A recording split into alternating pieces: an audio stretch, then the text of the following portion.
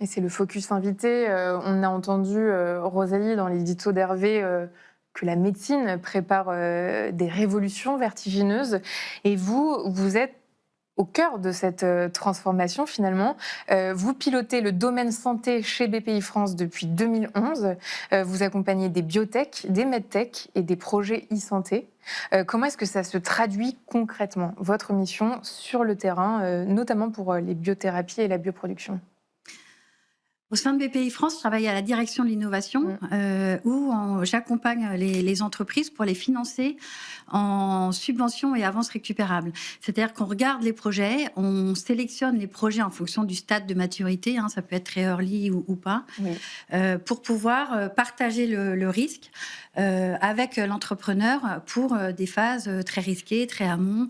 Et ils arrivent en disant, voilà, j'ai un projet de développement de thérapie cellulaire, le projet me coûte Oui. 5 millions, comment on peut partager, comment on peut mettre jusqu'à, par exemple, 2 millions d'euros en subvention ou en avant de récupérable. Ça veut dire qu'on avance l'argent et on récupère Mmh mh. l'argent si le projet est un succès. Si Mmh. le projet est un échec, eh bien, on ne récupère pas l'argent, on a partagé le risque avec l'entreprise. Donc, c'est tout un process, Oui. j'allais dire, après, pour essayer de Un process qui savoir. est long. Alors, ça dépend des projets. Plus c'est des projets pas très chers, j'allais dire, plus c'est rapide. Mmh mh. Mais on a des concours à l'innovation, Innov, où entre le moment où on dépose les dossiers et le moment où on envoie le contrat, il y a 6-8 mois. Et puis, il y a des projets qui peuvent être un peu plus longs. Et puis, on en reparlera peut-être, il y a les directions régionales qui sont là pour être un peu partout en France. On a 50 bureaux. Donc, l'idée, c'est qu'ils soient vraiment très proches des entrepreneurs, qui leur expliquent comment faire, comment Oui. déposer un dossier. Et là, ça peut être très rapide pour mettre en place une aide dans le mois, très facilement. Mmh. Vous, à titre, personnel, vous avez une longue, expérience dans l'animation, des écosystèmes santé et le montage de projets innovants. Comment cette expérience vous aide-t-elle, aujourd'hui? Alors moi, j'ai un background scientifique, hein. J'ai fait une thèse de sciences et Mmh. un postdoc à San Francisco sur de la correction de gènes, d'ailleurs.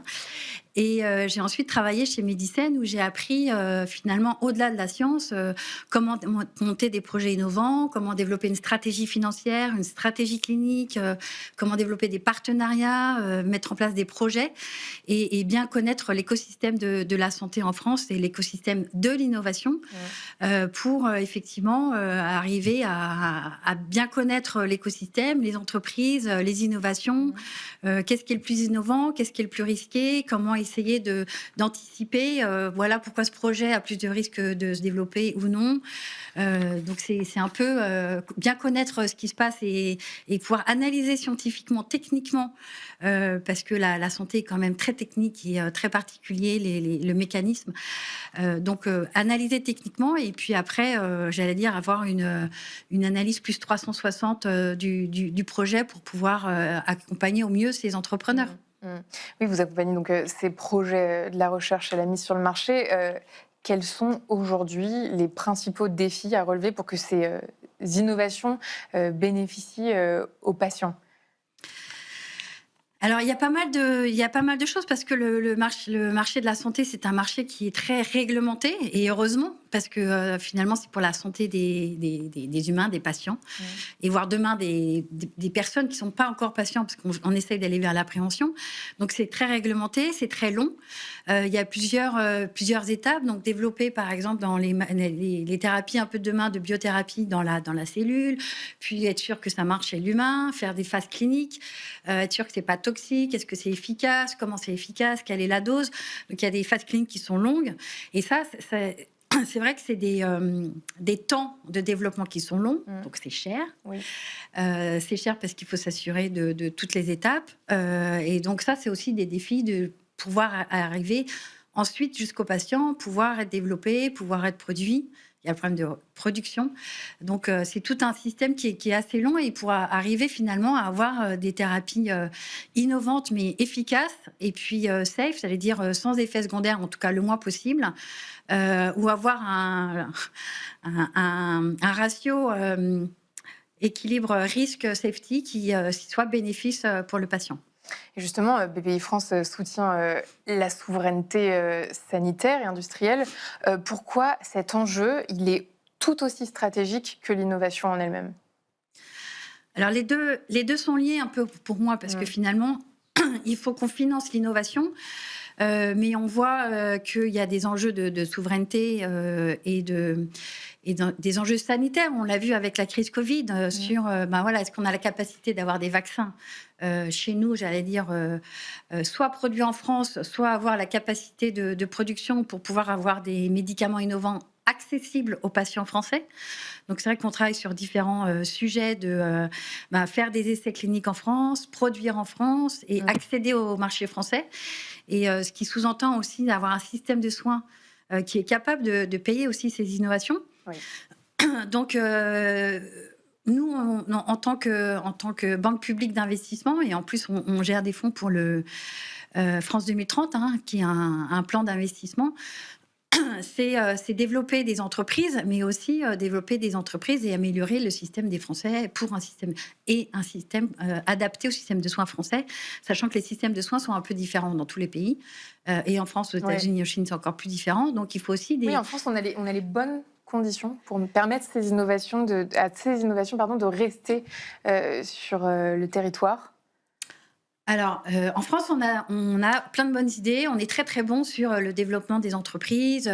On a des laboratoires académiques qui sont très bons. C'est vrai qu'on a un plan Deep Tech chez BPI France pour accompagner la création d'entreprises dès les phases très amont. Et c'est vrai qu'en santé, la majorité des nouvelles idées, alors un peu moins en santé numérique, mais viennent des laboratoires académiques et des brevets. Donc sur cette partie très amont, on est très bon, on peut vraiment accompagner les entreprises. Sur les parties plus aval, on est moins bon, ça c'est sûr. Sur la produire à grande échelle. Alors produire à grande échelle, on s'est équipé de capacités de production, on est meilleur qu'avant, mais c'est des capacités de levée de fonds, des grosses levées de fonds. Série B, série C, d'avoir aussi des capacités de phase 3. Les phases 3, ça coûte très cher, plusieurs centaines de millions d'euros. Donc c'est vrai que c'est pas toujours simple d'arriver à lever tous ces fonds pour développer ces phases 3. Souvent, le business model des entreprises, c'est finalement vendre des molécules qui sont en phase 2 ou même avant, à des grands groupes qui ont la capacité à mener à bien et arriver sur le marché. Donc, il faudrait qu'on arrive à avoir des capacités de levée de fonds un peu plus supérieures pour arriver à avoir des ETI, des grands groupes et encore plus d'innovation sur le territoire français. Et alors, quelle tendance du secteur est-ce que vous observez cette année les tech bio à la croisée de la biologie et du numérique?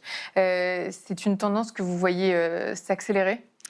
Alors clairement, oui, la tech bio, c'est en fait comment l'intelligence artificielle. Alors c'est majoritairement l'IA. Il peut y avoir aussi d'autres Vous avez des exemples technologies numériques. À nous donner Par exemple, il y a des entreprises comme Akemia qui développent des nouvelles molécules grâce à l'intelligence artificielle et de la physique inspirée du quantique, qui permet de développer des molécules beaucoup plus rapidement qu'avec des technologies qu'on avait avant, par exemple toutes les phases d'identification de leads, de molécules, de toxicité, d'évaluation. Et donc, que permet l'IA dans ce cas précis? Et ça compresse complètement les délais, c'est-à-dire il y a eu des publications récemment où au lieu d'avoir 5 ans sur ces échelles, on arrive à 18 mois. Donc on réduit complètement les délais et du coup on est encore plus efficace dans développer des médicaments et en plus ça coûte moins cher. Donc, on va pouvoir accélérer, j'allais dire, la tendance pour développer des molécules. Et ce qui est vrai sur l'amont du développement de médicaments est aussi vrai sur l'aval, où les essais cliniques sont longs, fastidieux, il faut trouver les patients. Donc, on a de l'intelligence artificielle pour aider à recruter les bons patients au bon moment, ceux qui peuvent rentrer dans ces essais cliniques. Donc, ça accélère les essais cliniques. Et en plus, on peut avoir ce qu'on appelle...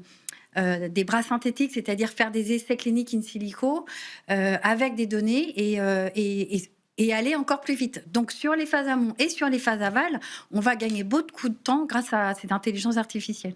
Et il y a d'autres tendances que vous voyez émerger? Alors, l'IA est vraiment clairement partout. Après, sur les thérapies, ce qu'on appelle plutôt les biothérapies, parce que c'est quand même un secteur qui est en forte croissance, c'est un enjeu économique et de souveraineté. C'est à peu près 25% en termes de chiffre d'affaires des médicaments. On a des thérapies cellulaires, thérapies géniques, et on a, par exemple, tout ce qui est ce qu'on appelle des ADC dans notre jargon, c'est-à-dire des anticorps qui sont couplés à des médicaments qui sont très efficaces. Et l'anticorps sert un peu de GPS pour cibler vers la cellule cancéreuse pour pouvoir larguer le médicament. Donc ça, c'est des choses qui sont en train de se développer pour avoir encore moins de toxicité, c'est-à-dire moins d'effets secondaires et des thérapies très ciblées. Et ça, quand est-ce qu'on peut espérer que les patients en bénéficient à grande échelle ?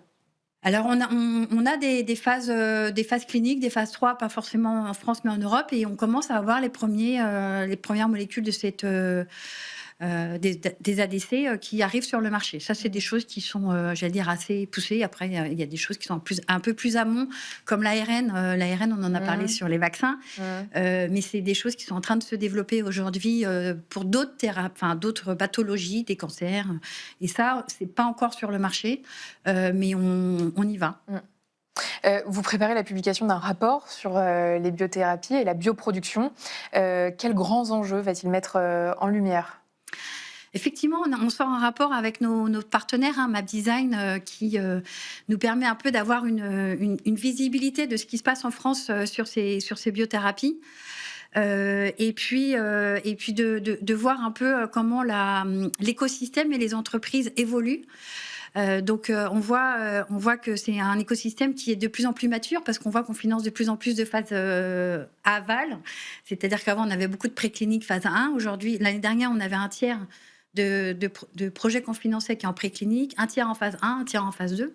Donc ça montre vraiment qu'on est en train Il y a une évolution, d'avoir un écosystème qui est de plus en plus mature. On voit aussi que finalement, les États-Unis et la Chine sont les premiers en termes de nombre de molécules en développement. Mais la France est deuxième derrière l'Europe. Donc on n'a pas à rougir. Mais il faut qu'on arrive à maintenir un peu cette dynamique et de maturité de cet écosystème des biothérapies. Rosalie, il y a quelques jours, vous étiez présente à l'événement Big 2025 de BPI France à Bercy Accor Arena. Quel message est-ce que vous retenez de cette édition pour le secteur de la santé ? Alors, c'est un super événement, hyper dynamique. C'est plein d'activités. J'avais dit, on avait une bulle sur tous les ateliers des thématiques de la santé à appréhender, la cybersécurité, justement sur les nouvelles technologies de la biologie de synthèse, par exemple, sur comment exporter au Maroc. Donc, je pense que ce qui est important dans ce type d'événement, c'est de pouvoir un petit peu discuter avec tout le monde, désiloter un peu ce secteur de la santé entre les médecins, les startups, les grands groupes, les labos, et justement de pouvoir discuter, d'appréhender des synergies pour aller encore plus vite dans le développement de ces entreprises et de ces thérapies pour aller chez le patient. Parce que finalement, c'est compliqué d'être entrepreneur aujourd'hui. Donc, on est là aussi pour les aider, les accompagner sur toutes ces problématiques. Et c'est vraiment un événement qui permet un peu d'ouvrir les yeux et de regarder un peu ce qui se passe et de sortir de son usual business. Très carré, ouais. Et ça, je pense que c'est hyper intéressant pour les entreprises du secteur.